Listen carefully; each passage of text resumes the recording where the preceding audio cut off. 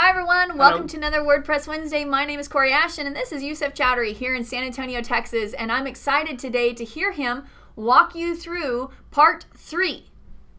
Yes. 1, 2, 3. We are now on 3 of Yoast, how to use Yoast, and today he's actually going to walk you through how to actually use it, how to engage it. The basics, but it's going to be really good, so stick around. Before I leave and jump off screen though really quickly, I do need to give a shout out to our WP engine, up there, WP engine, Not there. WP Elevation and WP 101. If you're using WordPress, you need to know about all these. WP engine offers incredible WordPress hosting, fast, awesome staging site environment as well for you. WP Elevation, if you're an entrepreneur, a freelancer trying to learn how to grow your business, jump on their website and get involved in their tracks. Incredible training and tutorials for you there. And WP 101 offers awesome video tutorials for WordPress. They have some free and some paid versions. They're awesome and amazing. Yep. We both highly recommend them. Yes. So check them out when you get a chance. All right, I'm going to leave you alone. This guy's going to drive. Look out, because your mind's about to be blown. It's going to be good. All right, have fun. Thank you. This is like taking over for the third time. Feels so great every time I do that. You guys need to check out and visit Kori's office. It's really amazing. A lot of cool stuff here. A lot of cool people too. All right, so let's start. I'm going to just move this away because I'm extremely distracting. So I don't want to distract you all. So let me just move the screen. Okay. So let's go ahead and start looking back here. So from our last episode, we talked about how to go to Google Keyword Planner and do the research. When you get 800 key phrases or variation of 800 keywords, focus on the relevancy, pick the most relevant, put them on the side. Then after that, look at how many pages do you have and how many blog posts, and use some of those key phrases to basically implement them on your website. So what we are going to do here, let me just show you this page, for instance. Talks about CSS tips for beginners in WordPress. So what you have to do, scroll down below the post, slowly. Okay. Wow, so many content. My God. Talk about some high quality stuff. Still scrolling. I feel like I'm about to sleep. I fall asleep. Where are you? There you go. So this is the area right here. So if you didn't have this plugin, you wouldn't see this section of the area. Okay. So right now, basically here, what it shows you that before, this is basically how it got picked up automatically from the title or the page title of the of this content. So it shows you, like in Google, this is how it's going to look like. This is where the title tag, this is where we're going to put the keyword, and this is the meta description.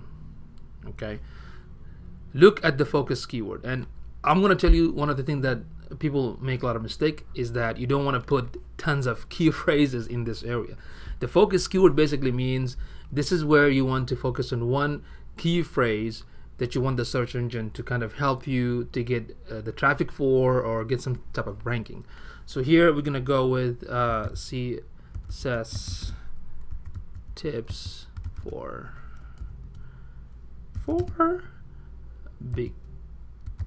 beginners. And the cool thing about this tool is right now it's gonna give you the same way when you do a search in Google search, you get like a drop-down box with different I'm sorry, it's not rips, it's tips. What I'm talking about. Here we go.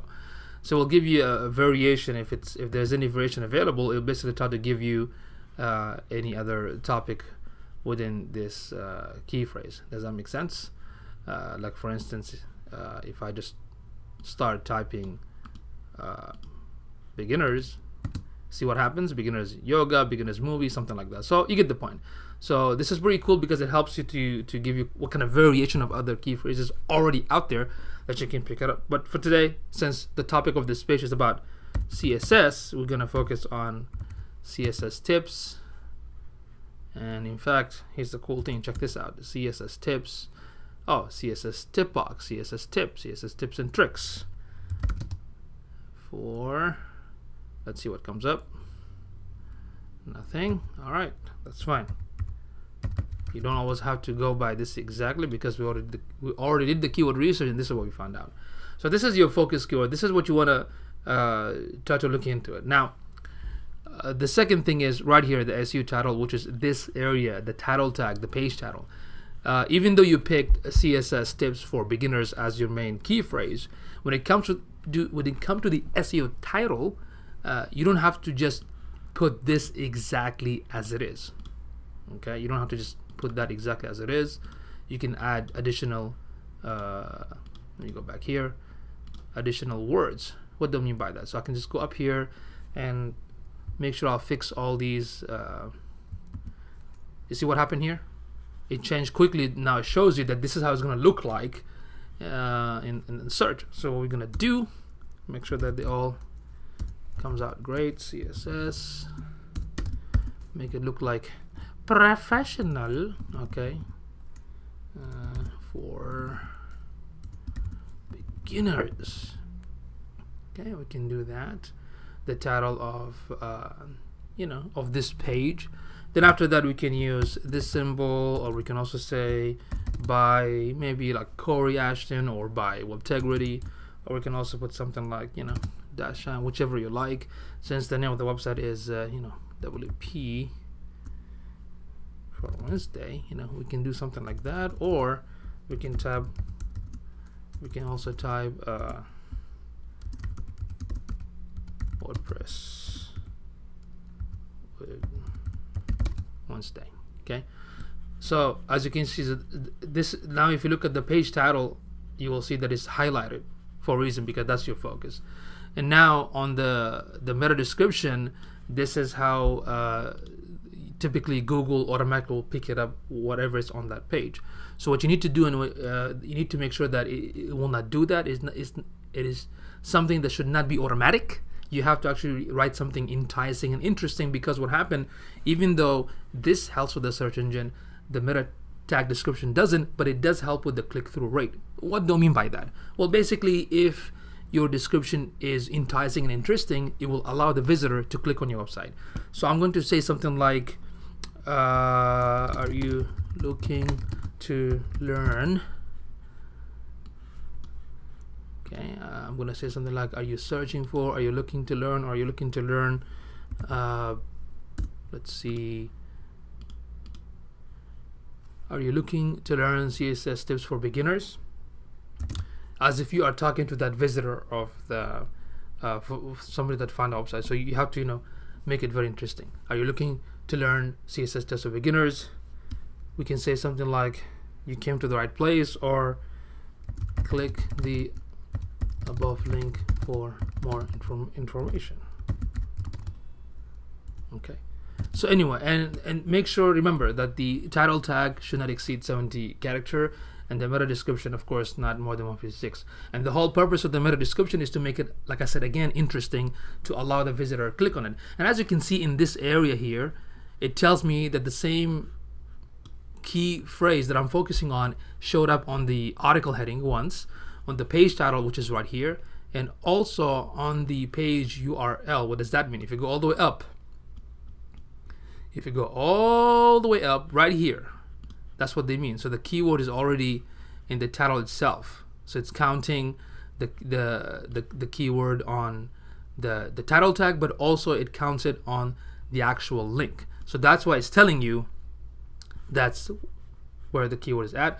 And of course, in the meta description, is mentioned once, and of course right now it says that for some reason it did not mention or read on the content, which really doesn't make any sense. We can go back and see what is it at.